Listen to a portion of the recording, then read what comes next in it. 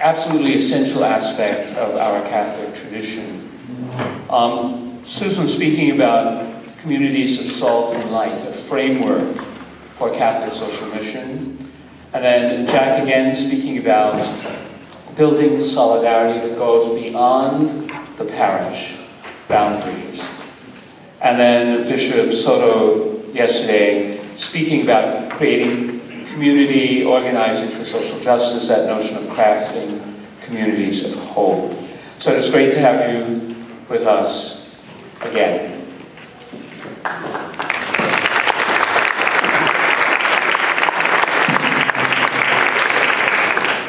And each, I think, has 5 minutes to share, and then questions will be coming. And Deacon Richard will be monitoring, not monitoring the questions, monitoring this for the questions.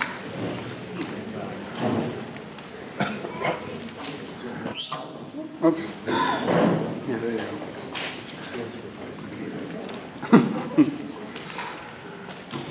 Go ahead, John. Come on.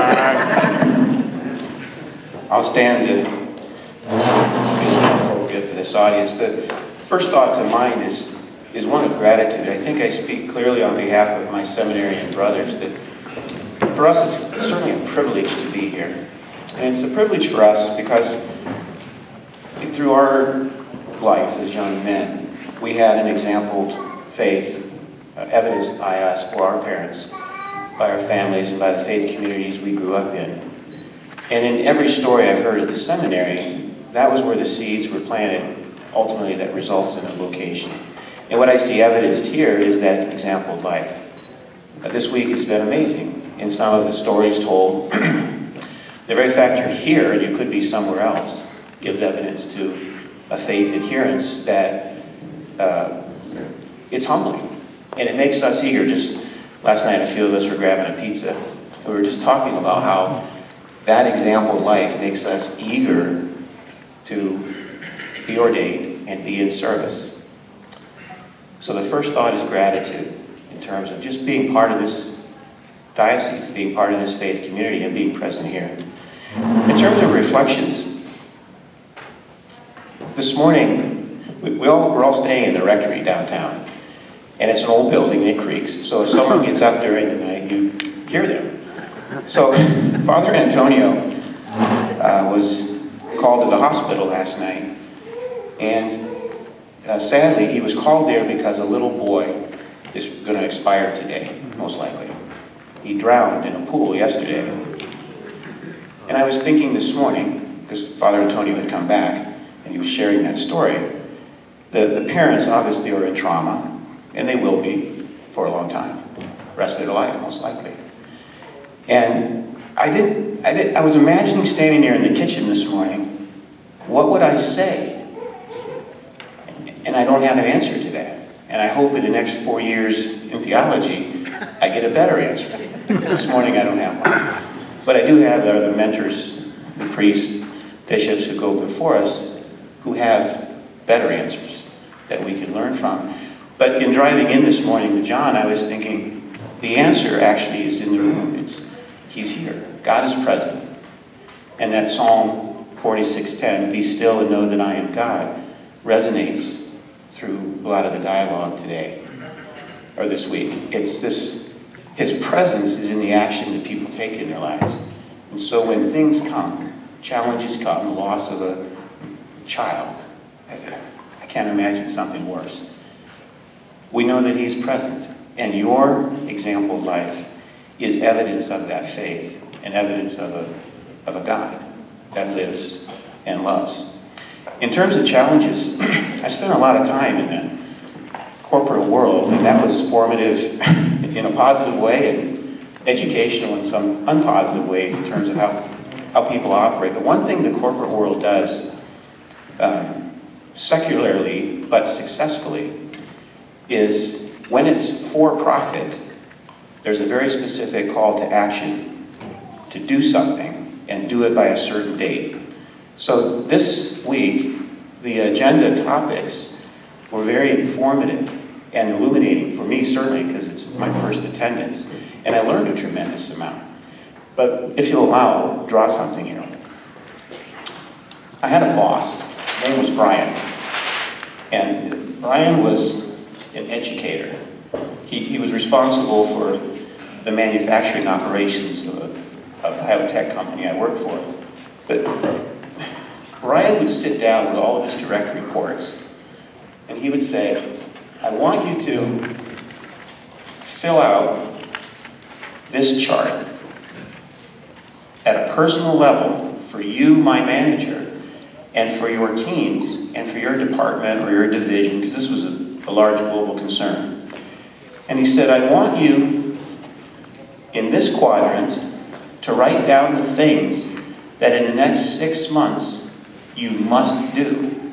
You must do these to remain employed, to serve the customer, to execute the business vision that has been articulated from the senior staff.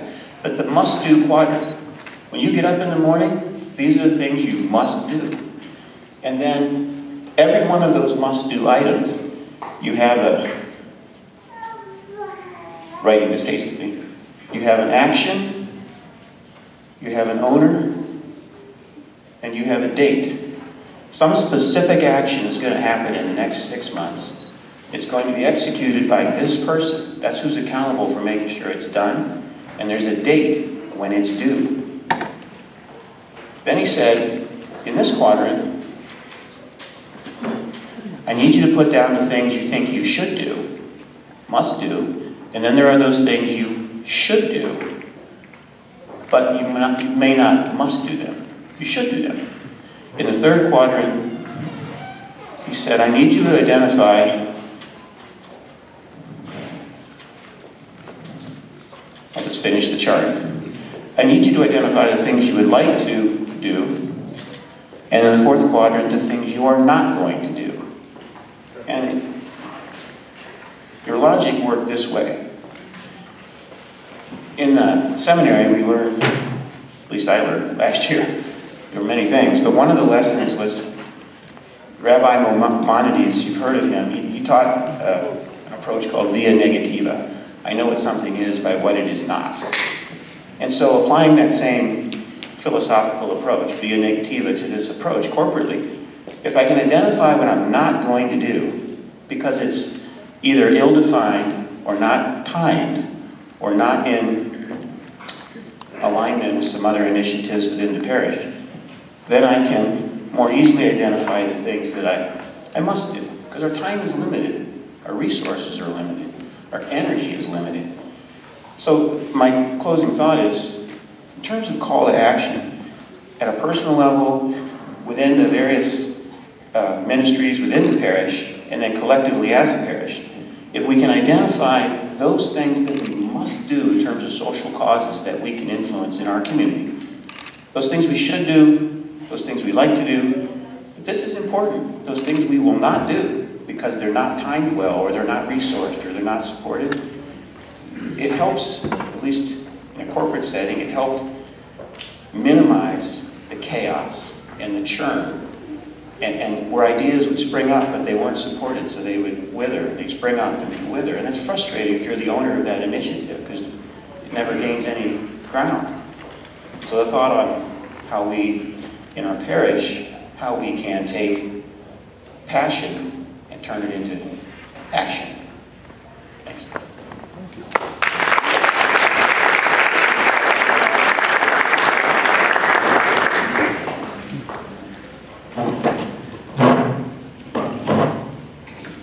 So the gospel for today, I always find this with things that you do. You look at the gospel and you go, oh my gosh, was that picked for us for today? So the gospel for today is about loving God with your whole heart, your whole soul, your whole mind, and your neighbor as yourself, which I think kind of summarizes the last several days, as we know from our baptism that we're called to be missionary disciples. We know that our prayer, that our love of God, that our reaching out, our encounter, our going to the places where people are suffering, our learning about all the complexities, and our acting together, our acting as disciples, our living of our faith as Christians, as a community, is a lifelong challenge that luckily we have the Holy Spirit with us, and we know that where 2 or 3 are gathered, we have the presence of our understanding of Jesus and that incarnation, our call to be missionary disciples in the world and to do that together.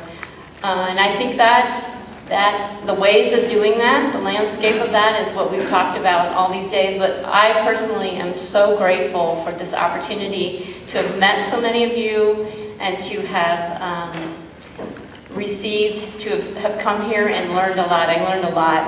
And I think that will, as usual, that will help me be of better service to the church, to the bishops, and help me on my own faith journey. And I just want to flag that Pope Francis's upcoming ecology encyclical is going to be another way that we look at how we live our faith and how we live our faith in the world and how we do that integration of our faith in every aspect of our lives. That what we do at church informs us, shapes us, supports us, is a graced framework for what we do 24/7, what we do every day of the week in our families, in our work, in our neighborhood, at the grocery store. And when Pope Francis talks to us in the encyclical about how our actions affect other people, how we are stewards of this gift of creation, it's going to be another lens for us in terms of living our faith in every aspect of our lives. Another way of understanding what we do with God's gift and how we respond to God's call. And it has just been wonderful to see and have a little experience of how that works in the Diocese of Boise. So thank you very, very much for coming, and particularly for me, for everyone that I've been able to have an encounter with. It's been wonderful, really a gift.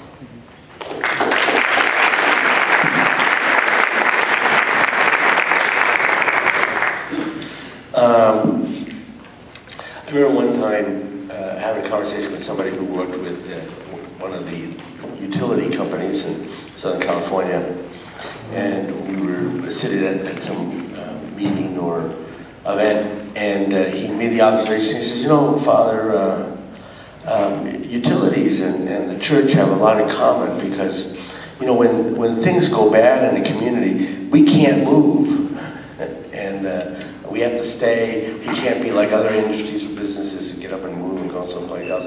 We have to stay and try to work with the communities we have, because we're invested in those communities." And I do believe that is true. That's the beauty of Catholic parishes, particularly Catholic parishes in the United States. Of all the many accomplishments that the Catholic community have had in the United States, the vigor, the vitality of our parish communities is the hallmark of Catholicism here. And if you travel to other parts of the world, you know, particularly say Europe, I mean, you don't see that same kind of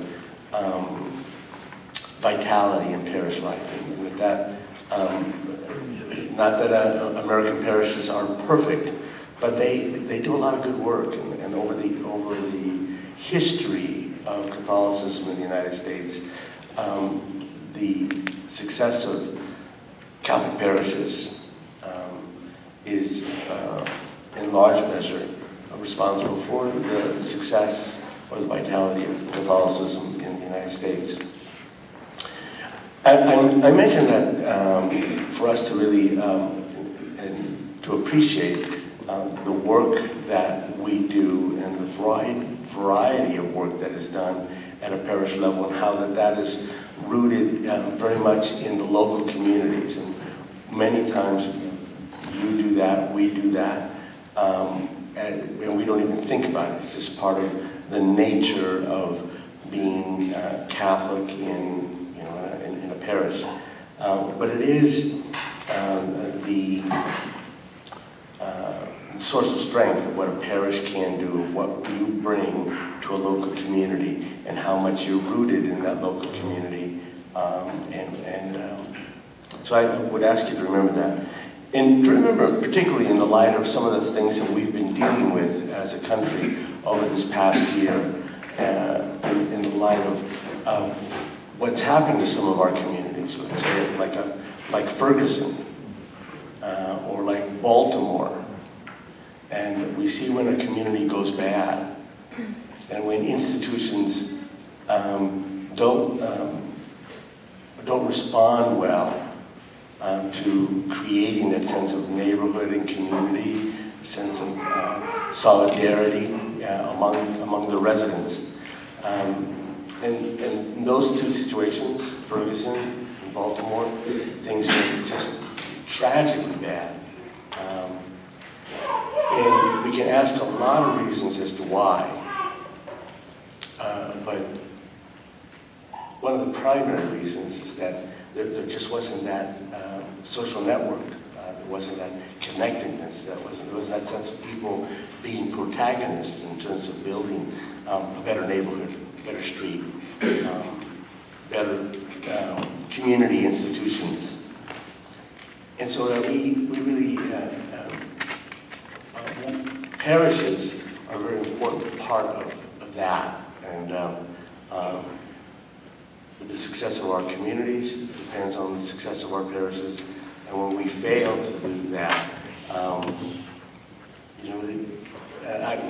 when those things happen, like Ferguson and Baltimore, I look at, I'm sure I'm not the only bishop that did that, of thinking, do I have Fergusons in my backyard? And what are we doing about that? How do we make a difference? And hopefully that we all do that. Lastly, I just, 2 to 3, as I mentioned yesterday, we don't start off working for world peace, but I think there are 3 asceticisms, practical asceticisms that are important in terms of what do we do, and that is, and I think it's very simple to do what you can, do what's possible, work with what you have, and start where you are. Somehow, looking at what you can't do just becomes a reason not to do anything. Believing that somehow you don't have the right people or that you don't have the right resources, those all just become excuses. Somehow believing that there's a better place to work. Whether folks in Sacramento think, we should do everything, we should be in Boise, or folks in Boise think, we should be in Sacramento. Do what you can, work with what you have, start where you are. And I think that those 3 asceticisms go to the heart of what the incarnation is about. It's what Jesus did.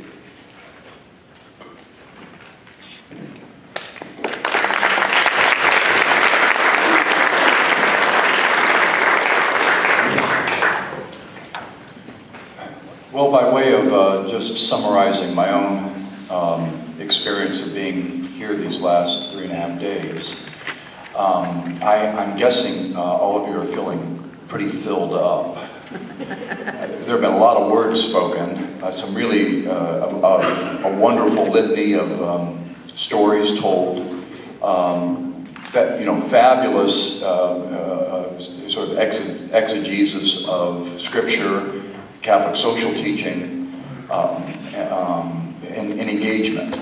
And I just can't imagine that you're just pretty much glad that this is coming to an end today. Not because it's not been a good experience, but because there's an awful lot to try to integrate. So that's my first observation, connected then to the notice that in my own experience, and it's been exemplified this past week, that the intricacy and the complexity. There's a lot to explore. There's a lot of possibilities in this phenomenon that we call the Church's social mission. There's a lot to learn. There's a lot of possibilities. Well, in some ways, that's the wonder and the beauty of it all. There's just an awful lot to do. I think I'm recalling a theology class I had in 2nd year at Notre Dame or something, that the language of mystery is not mysterious as in like whodunit or a puzzle that you can't figure out, but mystery speaks to something that when you enter into it, you realize that it's so rich and so vast that you'll never know it all. And that's a lovely kind of image because it speaks to the prospect of learning and growing for a lifetime. And I think that really is the challenge for us, not only with regard to our faith in general, but also with regard to what does it mean to sort of sort through the complexity of wounds and suffering and structures that impede human growth and human flourishing, and how do we make our way into, for example, the conversation about Ferguson. It's a very the whole issue of race is a very dense and difficult conversation in this country, especially, it would seem. And how do we become the people who grow and develop the wisdom and the insight to be able to move into a conversation like that and actually be helpful? And so, those kinds of prospects always seem to me to be very inviting and just speak to the fact that we really need, when we talk about growing in our faith, we're talking about growing intellectually, growing spiritually, growing in terms of the tools of the trade that we bring with us, so that we can actually be instruments of real reconciliation and restoration and community building in the places that we're at. And just by way of maybe encouragement, I have two thoughts that I think speak to the positive aspects of this. In some places, and in some parishes even, when you talk about social mission, I think people are connected with maybe getting your arm twisted in the back. It's like, I really don't want to work with poor people, but if Jesus says so, I will. And I think that really speaks to an experience outside of the participation in it, because my experience, and this is why I can get enthusiastic very easily about the connection between our faith and social mission. My experience is that once people get engaged, they can't imagine their faith apart from that engagement, and then actually develop an appetite and a yearning to be more and more involved in that work. When I see young people come back from El Salvador, or I see people come back from a home visit, or I see people who come back from their first experience of working with a migrant community or something, and the stories they tell, and the kind of buzz that it seems to generate, I realize that the notion of Jesus' invitation, it's not come with me, it's going to be a tough road, you're not going to like it very much, and at the end you're going to be glad you die because there'll be a better place to go. That's not the experience at all. That in fact there is this, the language of abundant life or eternal life, which sometimes we've translated as life after death, is actually a misappropriation of the term. The term actually speaks, abundant life, eternal life, it speaks to a quality of life in the here and now, which is so rich that it transcends death. And so the promise from Jesus, the invitation to abundant life, is how to live a life that's so rich and so full that at the end of the day, when we put our heads on our pillow, we think to ourselves, I can't imagine a life that would be more satisfying, more compelling, more worth living than the one that I'm living. And interestingly, it's connected with that paradox that we don't know who we are until we give ourselves away. That unless a grain of wheat falls into the ground and dies, where is its life? We don't know who we are until we start giving ourselves away. And so this invitation to social mission is not primarily a political or an economic commitment. It's really a spiritual commitment. Then it expresses itself politically, economically, in neighborhood and so forth. And it's really about that capacity, the invitation that Jesus offers us to be about our brother and sister, and in so doing discover the finger of God, that there is this experience where our love of God and love of neighbor actually merges, and we realize that's where the action is spiritually. And so that's one thing by way of encouragement. And the second piece that came to mind by way of just the lovely conversations that happened during the week. In other words, the stuff that happened in between talks. And the flavor of the conversation. And so I just share with you, I think there was a couple of Greeks, and then I think Augustine tapped onto this. And it's really a commentary about enduring relationships. And I say this because at the end of the day, I'm not really a social ministry guy, and I'm not an activist. I'm really a parish guy. I'm really interested in building the strongest and most lively and vibrant parishes that we can possibly build. And Bishop Soto mentioned that vibrancy of the parish. And I think that the vibrancy of the parish is connected to this insight that Augustine tapped into. And it goes like this. He was talking about enduring relationships. And there are three qualities, he says. The first is that you like each other, and a lot of people marry for that. They get along and they enjoy each other's company, and that's fine. And then there's a second piece, and it's utility. It's that we can be helpful to each other. So it's nice to have good neighbors, so when you leave, they can pick up your newspaper, maybe mow your grass, and you can do the same for them, and that's fine too. But Augustine goes on to say, what really makes for a rich, enduring relationships is a common gaze beyond each other.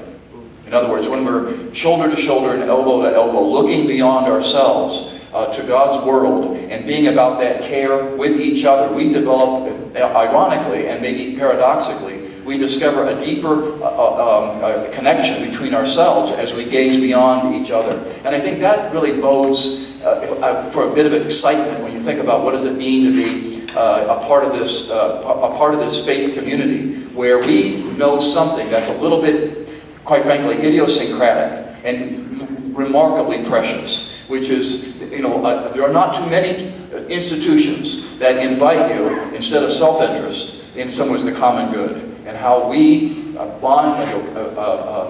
become part of that vision, the reign of God, that invites us into a different posture toward our lives and toward each other. And it's exciting when people discover that in the experience of giving themselves away. And it seems to me at the heart of what Pope Francis is speaking, and I would say at the heart of the gospel, there is that invitation, that strange invitation that instead of gathering and hoarding and collecting and keeping, we discover ourselves by just giving away our love, giving away our time, giving away our money, giving away our talents to a world that only flourishes when we do so. And I've been really glad to be a part of a conversation about how we give ourselves away.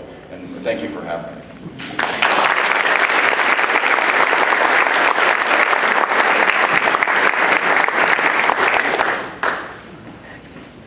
Are there questions? Pierce? So, two comments and then a question followed the second comment. Jack, something you said just reminded me of Pedro Rube's famous admonition to fall in love. Right? Fall in love. Fall deeply in love, it will change everything that you do, how you think, how you sleep, how you eat, everything. And that's what really I think what you were talking about is fall deeply in love. Bishop Soto, because I work in the field of police accountability and police reform, I guarantee you that every single bishop in this country has a Ferguson or a Baltimore waiting to happen.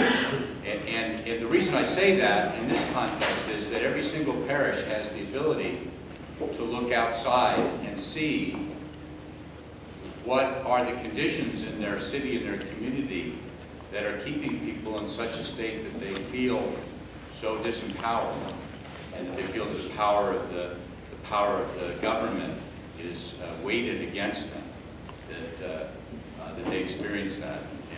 And I guarantee you it's present in every community. The question I have for you, and really all of you, which I read Saul Alinsky's book years ago. I'm familiar with sort of the Chicago model of community organizing.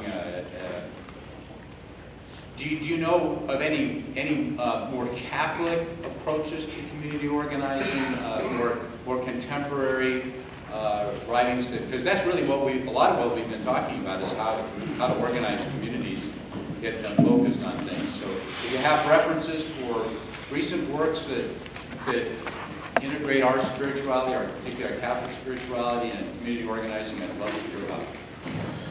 Well, in some.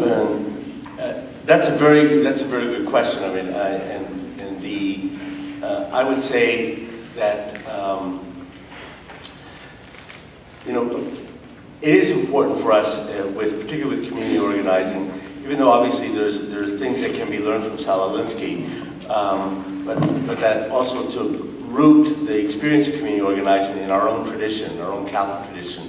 And I'll say, I mean, that particularly at the CCHD, the Catholic Campaign for Human Development, I don't want to say necessarily, we encourage and maybe in some cases have sponsored some good research on, what are the things that we do well as church-based community organizing. One of our key big partners is PICO, Pacific Institute of Community Organizing, and they've really, now I'm going to say that, and there are other partners who also do very good work at the parish level, but I guess maybe I'm more preferential to the PICO network, because I think of them, they've been perhaps more successful at identifying kind of the particular charism of Catholic parishes and how best to work with that and other faith-based groups. Then the other one that I would, a close associate of ours, in fact he's one of our consultants with the Catholic Campaign for Human Development, is Dr. Richard Wood, is that right? Richard Wood. He's a professor out of the University of New Mexico, or some university in New Mexico, I can't remember exactly. But he's done some really, I think, very good research, and he's published on church-based community organizing, Catholic community organizing, and I've shared his research with the bishops in terms of understanding why it is important for the Catholic community to be involved in community organizing, because we have a tradition, a theology, and a strength, some charisms, gifts that we bring to the social fabric, the social, the common good, and that it would be a mistake for Catholicism to back off from community organizing or to back off from social engagement, when in fact we have so much of what our neighborhoods and our communities need. So that would be, I don't know, Susan, can you think of any other resource or anyone else? So I know I'm like a broken record here, but I would just like to recommend that when you think about community organizing from a Catholic perspective, you look at the pastoral dynamic for We Are Salt and Light.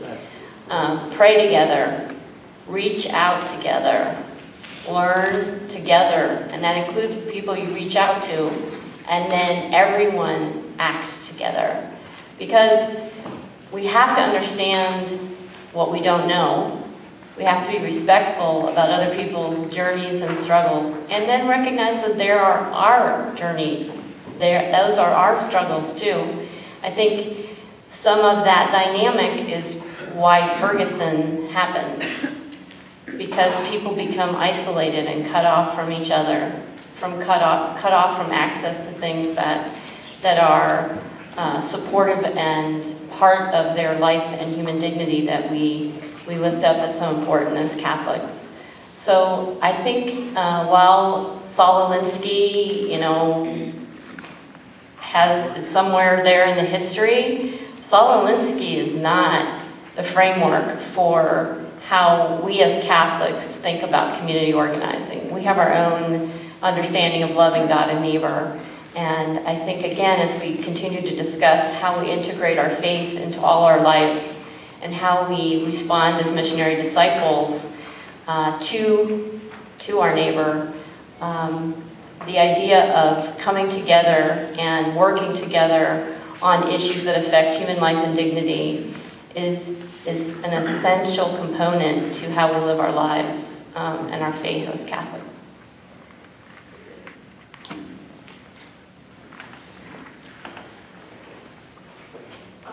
Bishop, could you explain what and who PICO is? Oh, okay. The Pacific Institute of Community Organizing. I don't know. Have they done work here in Idaho? Okay. Well, it was started by the Jesuit community in California. Actually, Father John Ballman, I think, is probably the grandfather or the godfather of the PICO network, and out of Santa Clara, and I guess for as long as I've been doing community organizing, I've been working with PICO from the very beginning when I was ordained a priest in 1982, and so again, and they just have a lot of experience working with, with religious communities, mostly Catholic communities, and so they've also, besides the experience, they've also given a lot of thought to it. So, where are they based out of? I think they're still based in California. Actually, to tell you the truth, I'm not sure where their headquarters are. I think it may still be in Santa Clara. Did anybody here know for sure? Oh, okay. Well, you could be right. Yeah. Yes. It's in Oakland, and their website is piconetwork.org. Yeah, that would be right. Yeah. Okay. I've always seen social action as really an opportunity for Catholics to partner with our brothers and sisters in other Christian denominations, but even other religions as well. Can you speak a little bit maybe to the opportunity for an ecumenical movement and maybe how to go about that in partnering and kind of building on what you were talking about with community organizing? Just any thoughts that you have on that? And I'll confess that I'm not. Ecumenism is not my strong suit, and so I tend to approach ecumenism from I better get something out of this, and so in that sense that I always see it as strategic, and it's nice to get together and talk and chat and have coffee but there's some value in some of the dialogues that go on between different Christian denominations. But then there's that added thing of actually going deeper and trying to look for common actions. And again, particularly, let's say, in a situation like, I don't want to always go to the extreme, but sometimes the extremes can make things clearer. And you have a situation like Ferguson or Baltimore, and you see the importance of the churches coming together and working together on issues. And so I think there is a lot of possibilities of doing that. And let me just say though, most of the time, in my experience, and there may be others where you have different experiences on that, is that the Catholic community is the big boy in the group, and we have the structure, we have the organization, we have also the theology, the thinking, and maybe even the guilt. That we kind of feel that more than oftentimes other groups. And so, in the coalitions, ecumenical coalitions that I've been a part of, we're usually the biggest group in that. And but there is still, and so sometimes I think, well, why even bother with the ecumenism? Because we can do it all ourselves. But there is, again, going back to Pope Francis and some of his thinking, there's value in reaching out, building those relationships with other groups. And that's a lot of work sometimes, but it's still worth doing. I'll let others.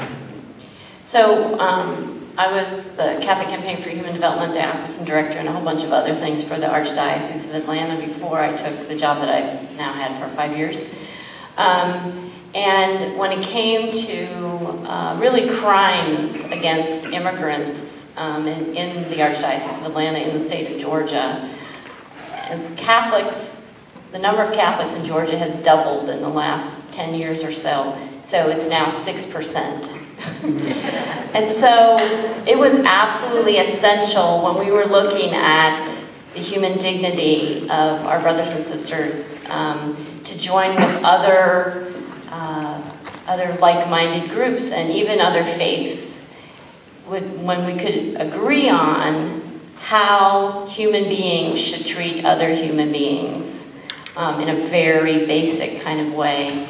And so we found a lot of common ground with other Christian organizations and even with some organizations of other faiths and even some business associations because the state of Georgia was doing all this work to bring commerce that involved other countries into Georgia, and yet was also saying, immigrants aren't welcome, and so there was a lot of disconnect of all kinds, and I think it is time-consuming. It is challenging, but I think we are really called, and this is another outcome of Vatican II that's still sort of percolating out there, to recognize the gifts of the light, it's referred to in the document, that other faiths and other denominations bring. So when we can work together, I think it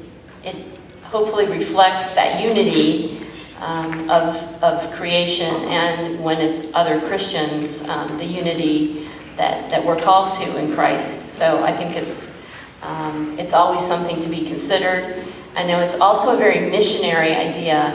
When I worked with the Glen Mary Home Missioners, one of the first things that they would do when they start a Catholic mission in a rural community is they look to meet with the leaders of the other Christian denominations in the community and do something together as soon as possible, like have a food pantry or something that provides a reason to interact between the Christian denominations, so that those bridges can be built, and that idea of this separation and silos can be addressed and hopefully connected and gotten rid of, so that we can understand ourselves as human beings with God's gifts and God's call in common. So two quick thoughts. One is, when people talk about ecumenism and the difficulty of sitting around a table navigating very difficult theological issues, that's not very appetizing in my experience at this point in my life. But what I can tell you is, the minute you get engaged, the minute you go on mission, those barriers, those struggles disappear. I've been at, for example, I've never been at a Habitat for Humanity project where somebody looked at somebody else and said, you swing the hammer like a Methodist. Nobody cares, right? Nobody cares. When we're feeding the hungry or clothing the naked or proclaiming the possibility of justice, nobody cares. Bishop Soto is right that oftentimes these kind of collaborations are informed by the fact that we have somebody once said the brilliance of Catholicism is that every time we get something right, we institutionalize it. And there really is an asset to that. I do some work because I carry around a Bible. I occasionally get invited to do presentations for evangelicals. And they've never seen a Catholic with a Bible before. So I get invited in, and so they start digging through Matthew 25, and they have to restart the institution all over again. Like, how do we create a charities agency? And it's like, oh well, here we go. And that happens, and these churches are so independent. They're always restarting, starting from scratch. So there's a big jewel, there's a big benefit. But the point is, when we work together, I think the boundaries between us, the differences between us, just blur and go away. That's number one. Number two is our office, as I think most of you perhaps know by now, our office creates curriculum that tries to give people an opportunity to explore the linkage between their faith and social mission. We started in the Catholic world, and then a lot of people were married to Methodists and Lutherans and others, so we created an ecumenical version of our program. So for example, in Oklahoma City, we work closely with Catholic Charities in Oklahoma City. And since Oklahoma is 4% Catholic, Catholic Charities actually more aggressively promotes our ecumenical program than they promote the Catholic program, because they're interested in working partners. For them to get anything done in Oklahoma City, they have to be working closely with other churches, because the only way you change the city is if you work together. My experience is you can do a lot of good change, but if you want to change a city, you got to work together, not only across denominational lines, but probably even across religion lines. So I think there's a lot of possibility. There's a lot that our religious traditions share in common about the hope for the good of the human person, the hope for the good of the human community. And we may diverge in places, but there is a lot of overlap, and it does build for rapport. And I find it enthusing and encouraging. So I love the question, and I think this is where the action is. Good morning. Good morning. I'm Mark Massard with St. Mark's, and I'd like to just for a minute turn the discussion away from the panel to the rest of the folks in the group. And what I'm trying to do in my own head is boil down the practical implications of the last 3 days. And in particular, I'm looking at the goal of the Convocation, which is to equip clergy and parish leaders with teaching tools and practical resources needed to implement building communities of salt and light. It's taken off of what John in his diagram a little bit in terms of action items. So my question is to me as an individual, me as a parishioner at St. Mark's, and then me as a member of the Diocese of Boise, what will be our response to the Convocation in practical terms, on the ground implementation? How will we support, track, and evaluate our progress and our response to this Convocation? I mean, we've been enlightened and inspired and educated about the implications of the gospel message of social mission.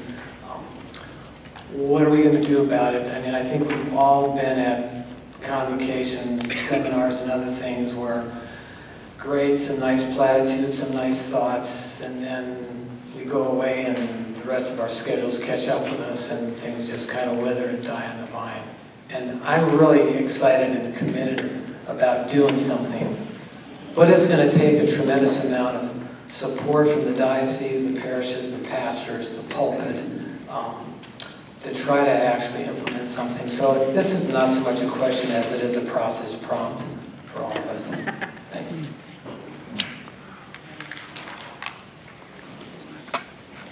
I wanted to say something really quick about, in relation to the comments about Ferguson, and also then in relation to what Mark just said.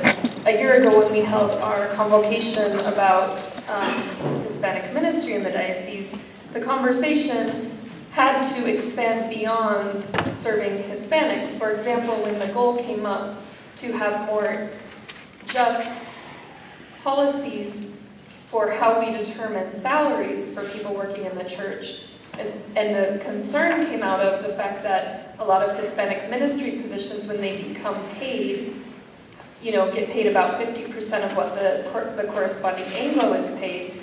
We had to take that beyond just the Hispanic person and include any person that is hired. We have to make sure those actions are just. So I wanted to just make that connection with what we've been doing. There are some connections between the past convocations and actions that are still being carried forward from previous things, but one other that has to do specifically with the topic of racism or diversity within our communities is the Building Intercultural Competence for Ministers training. So that is a training that the United States Conference of Catholic Bishops released, I think, about 4 years ago, and it's been going around the country, and there are certain teams that are approved to offer this training. The Conger Institute, Mexican American Catholic College, the USCCB, obviously. We are the second diocese to have our own training team in the Diocese of Boise. So we worked with Alejandro Aguilar Titus to become trained. We have a group of 5 of us that gave one in January as we trained more people. So now we have 15 to 20 people. And our goal is to take that to every deanery. And that is one launching pad for conversations about diversity, about obstacles to creating those bridges across cultures that bring up these difficult situations that Pierce Murphy mentioned and what you have mentioned in relation to Ferguson. But I just wanted to mention and give a little plug for those BICM trainings, Building Intercultural Competence for Ministers, that in any parish, or deanery that would like us to bring that training to you, please let me know. We've done 1 out of the 6 that we're hoping to do, so thank you. And I don't know if any of you had experience with Bickham, but if you would agree that that's a good step to take or not. Yes. Nelson? Last night, John Mosier was driving me back to Boise State Student Center, and as we were getting in the neighborhood, he was saying that a couple of years ago he was renting a house in that neighborhood, and he said that he noticed that the grass and the bushes and things at the Boise State, the St. Paul Student Center, it was getting overgrown, and he said he went over there and cleaned it up a little bit. And I said, oh, were you involved in the student center? Did you know the priest? Did you ask them if they needed help or anything? He said, well, no, I noticed that it was long, and I got my tools, and I went over there and cleaned it up. And I started thinking, well, that's absolutely incredible, right? Because if you were me, I think I would have said, well, let's get a committee together, and let's start a Facebook group, and let's fundraise, and let's do all these things. Meanwhile, he's already gone over the whole neighborhood and cleaned everything up and replaced the roof for everybody. And so that got me thinking, you know, how do we balance these great ideas for projects and really impacting deep changes in the community, while at the same time acting on these impulsive acts of charity? How do we strike that balance?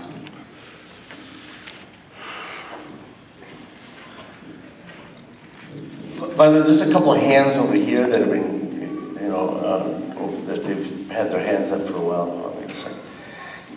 But in the Catholic tradition, there's always both. You have the charismatic individual person who just, rises up and gets something done. And yet at the same time, we also believe in order. I used to remind the charismatic movement in my diocese that I was charismatic as well, and that my gift was order. But that, we do like to,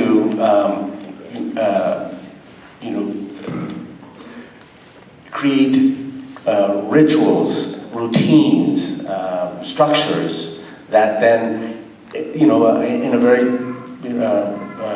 positive way, make charity or works of justice or other works of mercy or prayer, study, make those, in a certain sense, rituals, routines that we have. So I don't think it's an either or. I think it's a yes and also. You do want to create space for people to see a need and respond, and yet at the same time, you also you don't want to be doing the book of Genesis every 7 days. You really do want to have some structures and routines, habits, good habits, that's the better word, good habits in place that people, so that more people can be involved.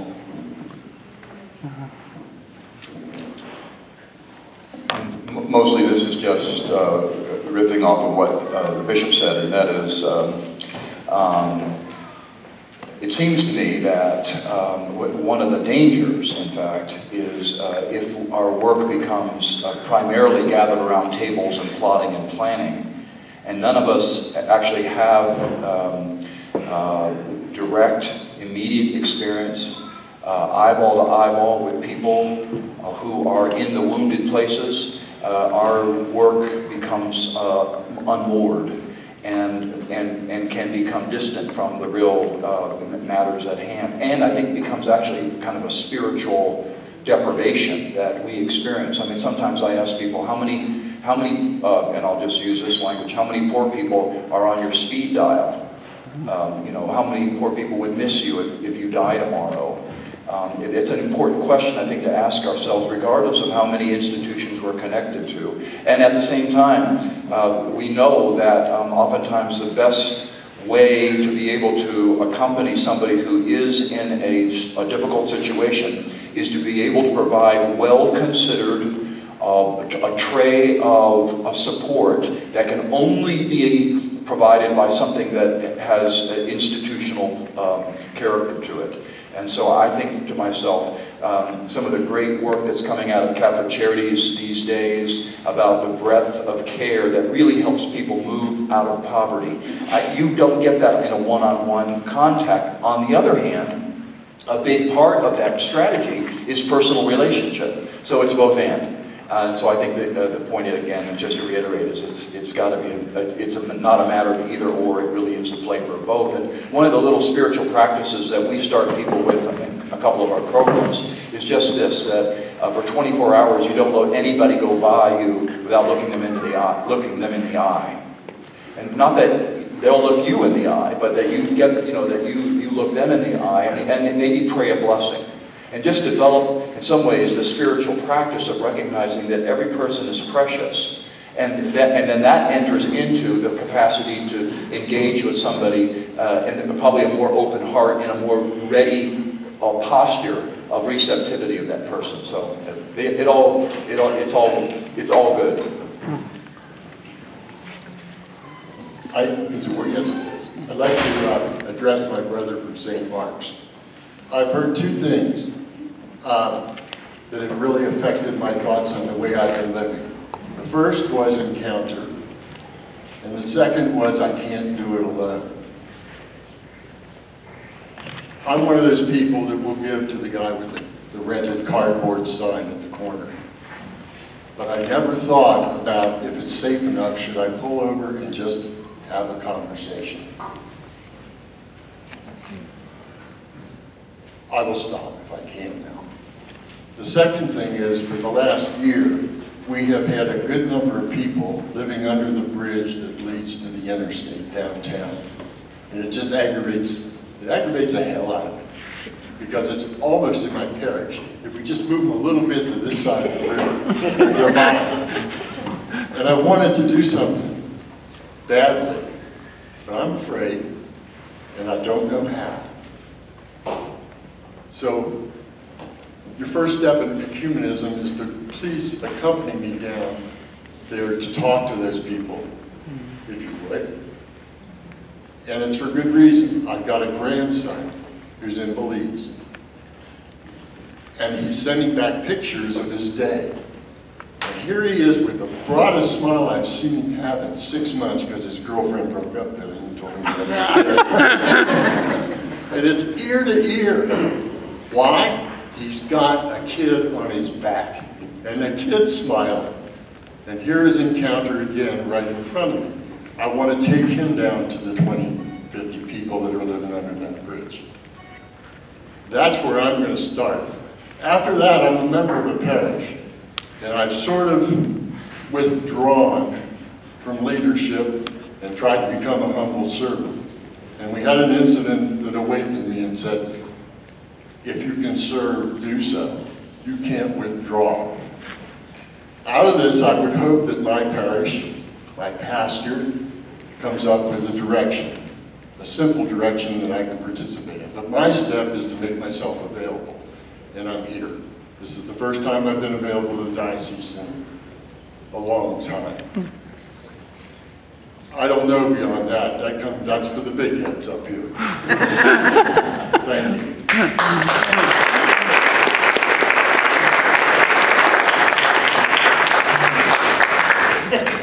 He wants me to go to prison.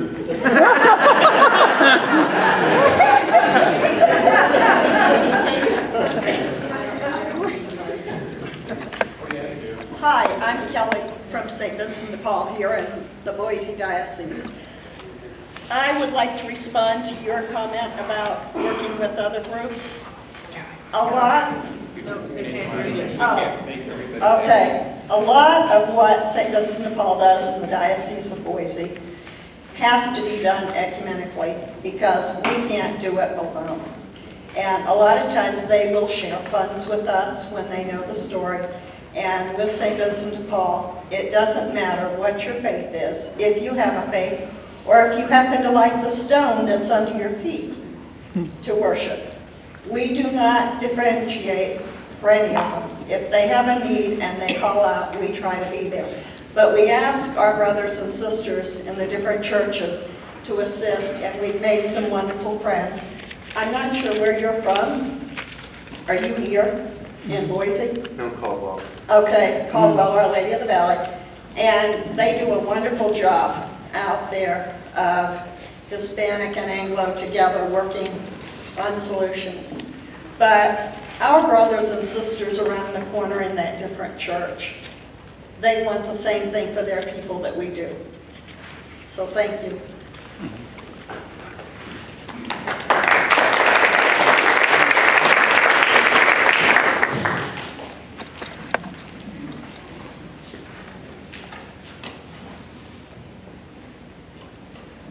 I would like to make comment that some people say how we get involved. I'm not a very educated person, but you know, by the grace of God, I've been serving. I served St. Paul's for almost 20 years now. I'm in Our Lady of the Valley. For health issues, I have been able to be very physical involved for the last 3 years. But there's a lot of things, you know, and Pope Francis, a little while ago, he challenged all the young people, because actually they have too much knowledge, but they do nothing, you know, and he says, go ahead, leave your iPod, your computer, your telephone, do something constructive, you know, because for about 3 years I was serving over here in downtown, the Interfaith Sanctuary, you know, and my jaw dropped, you know, because most of the people they were helping there, the homeless.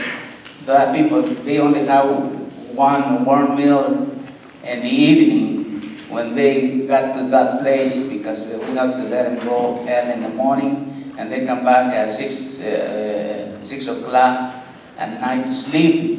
And they only have coffee and donuts, you know. They were wandering around the streets, but now they have their own building. So, just wherever you want to do, just think a couple of things. God will take care of it, let things you do and do big things. Amen.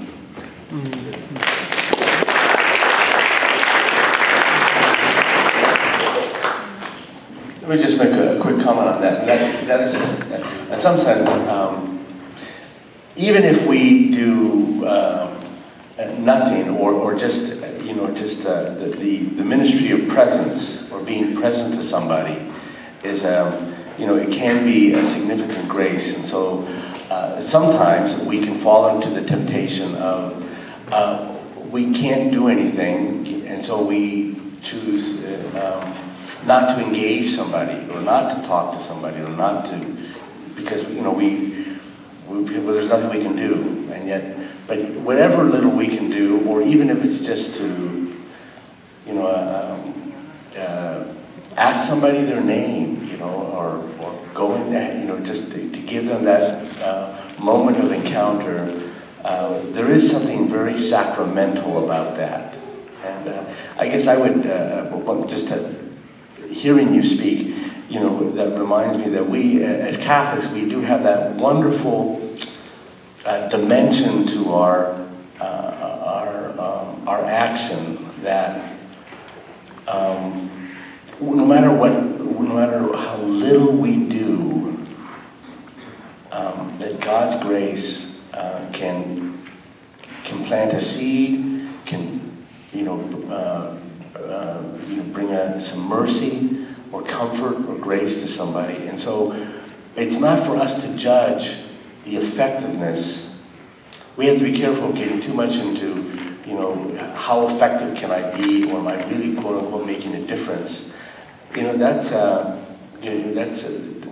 somebody at a higher pay scale is going to make, you know, is going to, you know, decide that. We just have to be, you know, the workers in the fields, sowing the seeds and, you know, tending the fields, and let God do His work.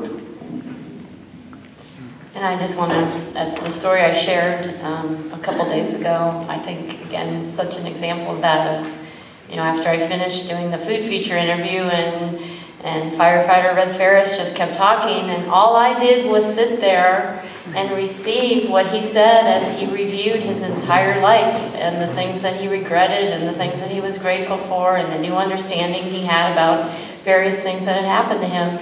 And then he drove to Kansas City and was killed in the skywalk collapse. And I think, again, I lifted that up and I lifted up again as an example of the mystery of presence and encounter, and of the elemental core nature of that, of being present to another person. And then all these other practical things can come from that, but at the very heart of it is this mystery of how we can be Christ for each other. And yes, the practical things are important, and coming together and making decisions and putting together institutions and structures, but that's the heart of it, I think. And some of that we can plan and control, and that's great, and some of it we're never going to understand how that fits into God's big plan, and that's okay too.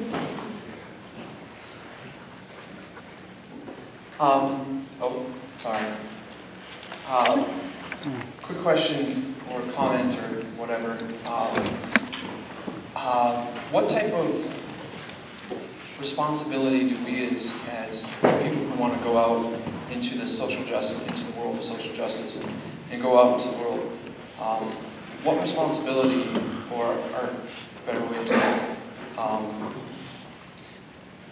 how can we give adequate time to God and the active works of the social justice? You know, do you think there's a good rubric or a plan for if you spend 10 hours in active works and you should then spend 5 hours in adoration, or vice versa? You spend the adoration first. Because we talk about going out and being a presence to people, but whose presence are we going to bring if we don't stay in the presence of God, right? So what's a good paradigm to prepare for that? Well, let me pick up on your last word, paradigm. I mean, we have a lot of models about that. When you look at somebody like, let's say, St. Martin de Porres, or St. Rosa de Lima, or St. Catherine Drexel, Blessed Teresa of Calcutta. All of those individuals had an intense devotion to the Blessed Sacrament, and at the same time were intensely involved in the lives of the poor, and there was this very strong identification with Jesus in the most holy sacrament of the altar, and Jesus in the most vulnerable and broken of our brothers and sisters. And those individuals obviously did it in an extraordinary way,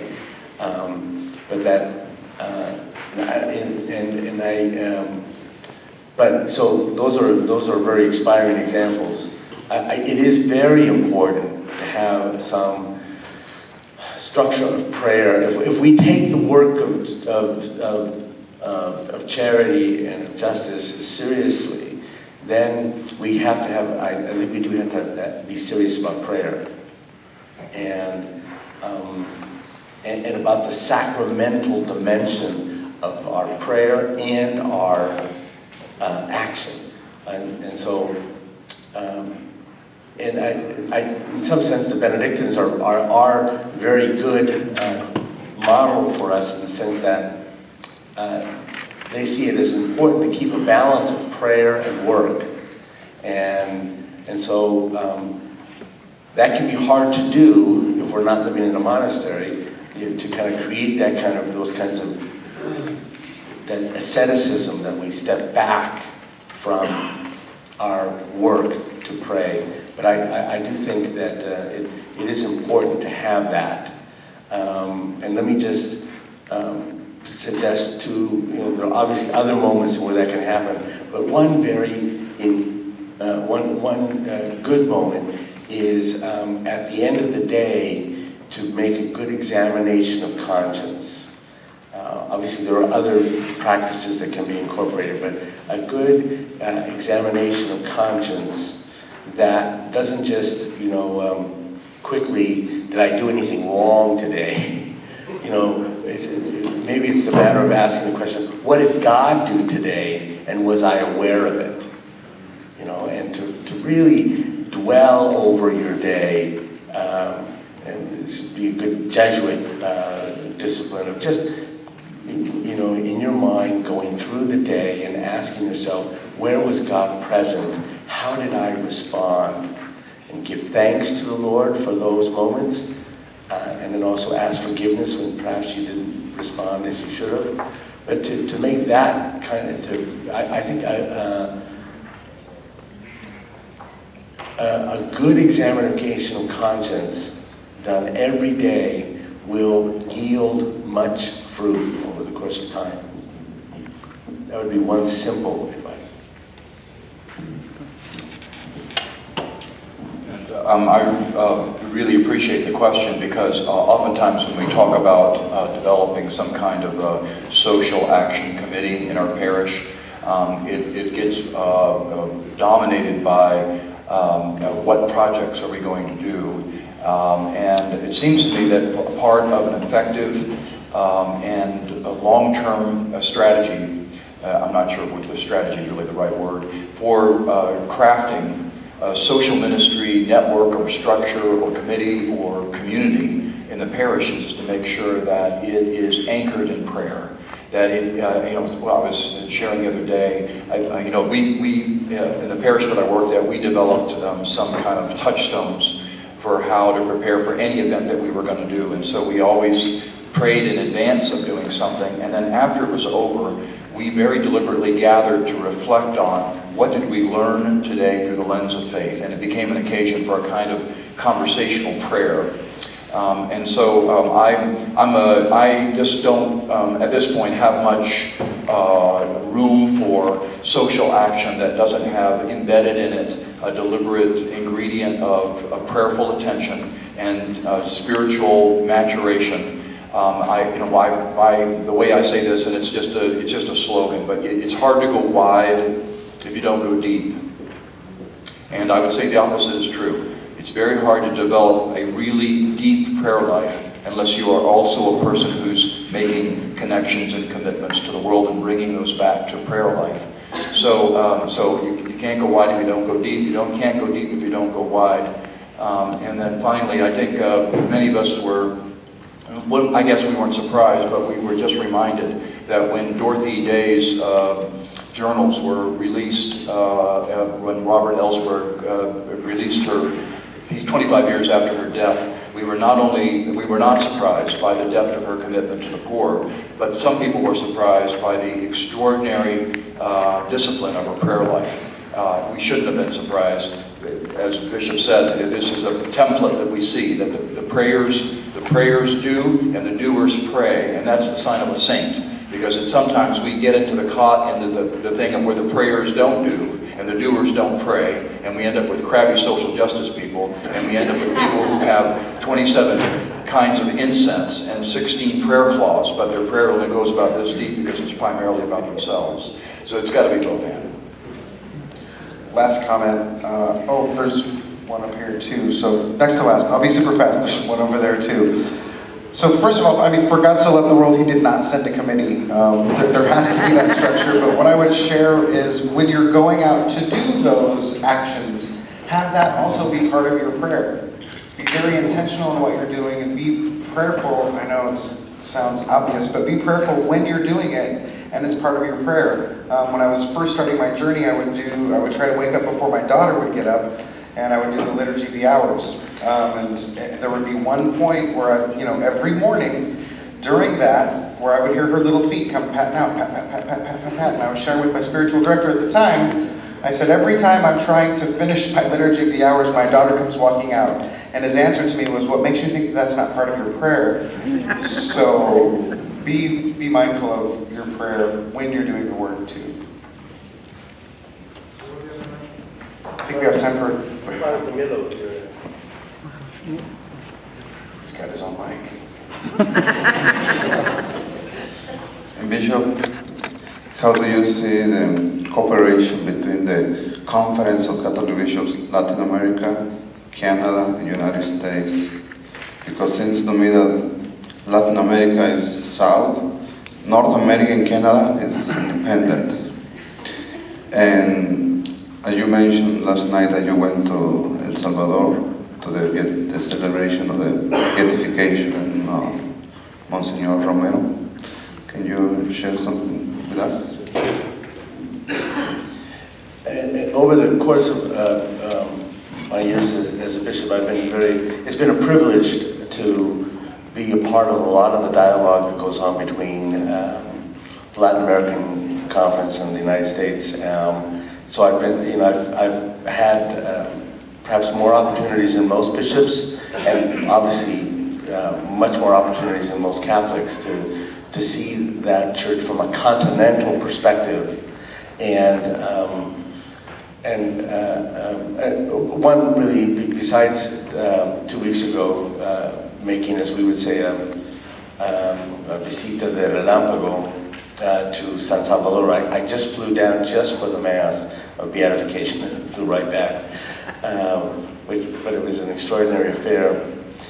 But more to the, I think, Father Camilo's question, if I'm understanding your question correctly, I was able to participate in Aparecida, which was just a great continental conference.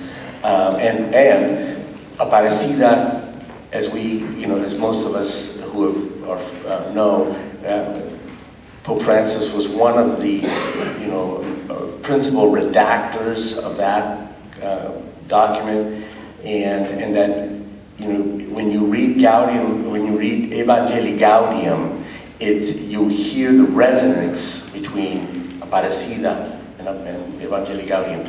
But I was there with a delegation of 5 American bishops, and it was a privilege and an honor and fatiguing to be there, because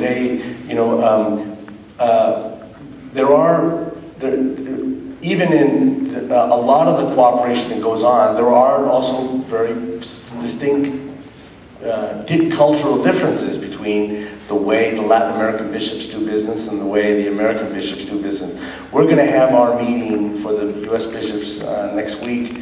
It will last 3 days, and the bishops will all be eager to get out of there as fast as they can. And I went down to Aparecida, and I was there for 3 weeks, and I was like, and they just want to talk things through, and so I'm not saying that either one is good, but there just are very different cultural differences, and when we get together as Latin American bishops and American bishops, we can laugh about that and joke about it, and about how we do business differently. I will say that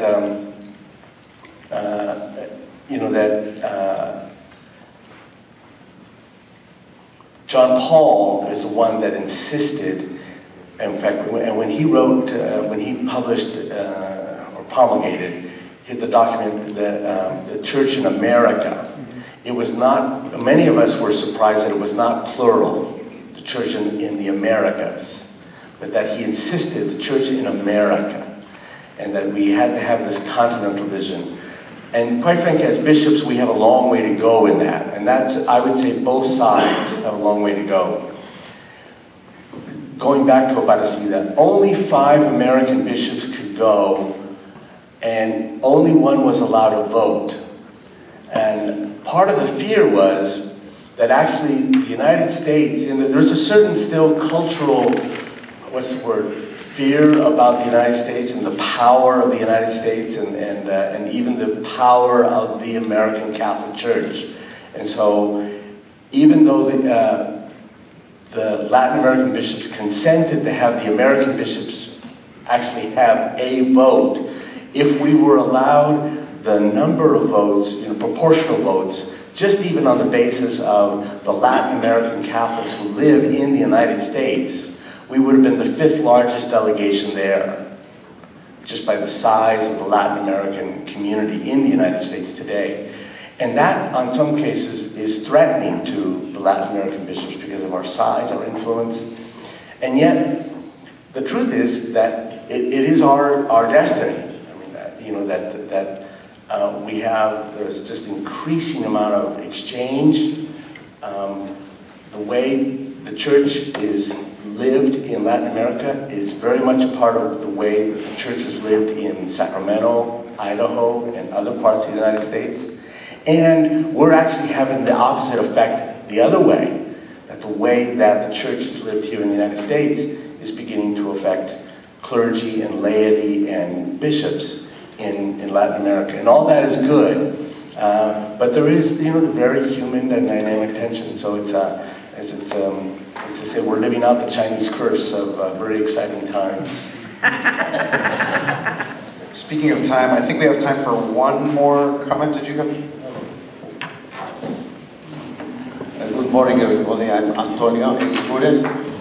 I'm a parochial vicar at the cathedral here. I just want to share a few reflections. First of all, that what I want to say is that we live in what we call, at the university level, is called the postmodern society. The society in which it is fragmented. I have my opinion, you have your opinion. I go my ways, you go your ways. My opinions are as important as your opinions. Your opinions are as important as somebody else's opinions. And it seems that there is a kind of fragmentation, and against this, and there is a kind of antidote that speaks about two words, would say. One is the holistic approach to issues, and the second is the interdisciplinarity. All the problems in which we live in the society need to be approached in a holistic way and in an interdisciplinary way, which also means interreligious way as well. I'm a little bit sad that, to me, one of the biggest, for me personally, the most inspirational talk here was the talk given by Father Glenn and Tish, that approach of justice coming from the Old Testament, the experience of Abraham, the experience of the Exodus, Moses, the experience of the prophets. Are we Christians, the followers of Jesus, are we really in our DNA that justice, charity and justice are responses of our faith in God and our commitment to follow Jesus? Are we aware of that? Oftentimes I think that we think that doing charity is just, well, I'm such a good Christian that I want to do something for other people. But this is not. The poor evangelizes us. They are our masters. They are the creators and the builders of the human history. This is one thing. The second thing I want to say is that we just came out from Easter. And Easter, as we all know, it's a period of time, it's a lifetime. I mean, it's not 40 days. That 40 days means a lifetime. In this lifetime of discovery, of the encounter with the risen Jesus, we've heard several messages. Where we can find the risen Jesus? Where can we make our experience of the encounter with the risen Jesus?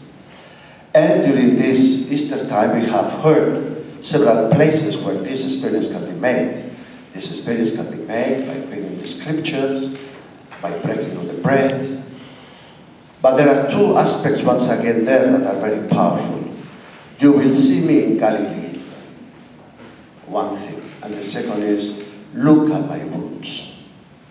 Where are my wounds? Where are my wounds? There is Jesus. The risen Jesus is there. So every time we approach the poor, we go and we find there the risen Jesus. And the third point I want to make is this, in the holistic perspective and interdisciplinarity, this has socio-political implications. And of this we have not spoken very much. No? We are entering the year of elections.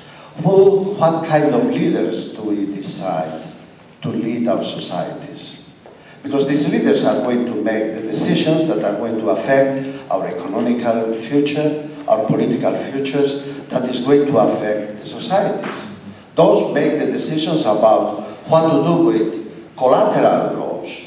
If a person has bought a house in a collateral and then cannot pay that back, well, that person is left outside of the house. So these kind of decisions, this is a political decision that I think I'm new in the United States, but I have the impression that many Catholics feel like we have to be sorry of being Catholics in the United States, as if we were not patriotic enough if we would speak about social issues. And if we would not speak about the relevance of the political issues, we go with slogans. But what about these very important political decisions that need to be taken along the line that Pope Francis speaks in the joy of the gospel? We Catholics are very, myself as an European, we are very comfortable in our capitalistic society. We are so comfortable that we don't feel challenged. We think it's normal. Do you realize, I've been almost 30 years in Asia, and you know, our mission evangelization work in Asia is not trustworthy because all the countries, the white countries that are the Christian countries in the Western world, the North Americans and the Europeans, we don't mind making wars in order to save our own geopolitical strategies. And then we want to talk about Jesus Christ to these people we oppress, or we make them live in poverty.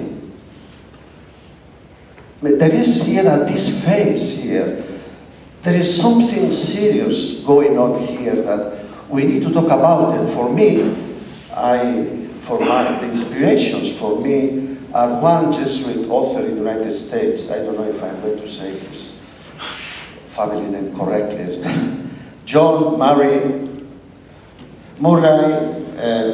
Courtney Murray. Yeah. You know, this man, you know, this Jesuit who died in 1965, you know, great thinker, you know, he says here in the United States, we Catholics, like, we have to apologize for being Catholics. Because the things that we should be preaching and be concerned about regarding social justice do not go with the main line of the white Anglo-Saxon Protestant mentality. Political correctness. And Europe is the same. And we need to look at the Yacuria and Romero precisely because, you know, the peacemakers, the poor are the peacemakers. And the poor will evangelize us. And I think this is very important. Sorry, thank you very much.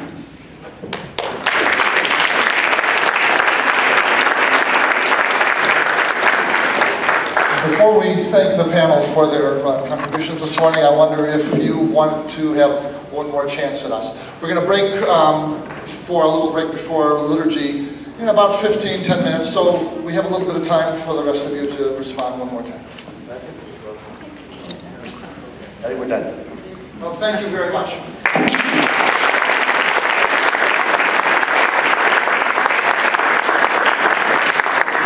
So, Eucharistic liturgy will be at 11 o'clock in the worship space, and we'll see you there.